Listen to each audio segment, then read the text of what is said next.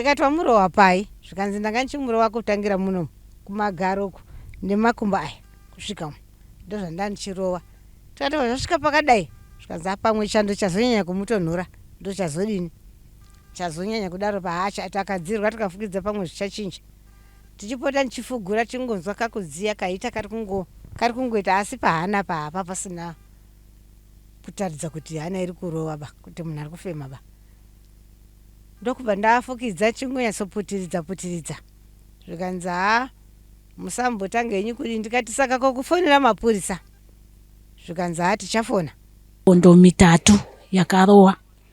bva ndachimuka kune muroora wangu iye bva ndaenda kumba kwako ndikati mukai uku hakuna wamira zvakanaka ndakanozwa kuti he bva ndoti zi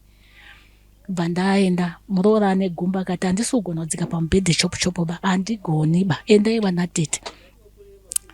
tikati aiwa isusu wakati hanzi handidini hatitongwi navanatete ba imi maiguru mukai mutoende saka hanzvadzi yangu mwana yanzvadzi ende akanga auya aibva adzoka ndati pamuroora apa aibva asvika aone munhu akarara apa haana kumbopfeka hana chinyi ba uye aibva adzoka akati tete ndaimomutse mama uko auye azvaita ba kuti ndisvika asi munhu akangorara hana hembe hana chinyi saka kuti ndisvike ndatadza kudini kuti ndisvike. For these and more stories, tune into Zim News Bit TV with Robert Tafumani.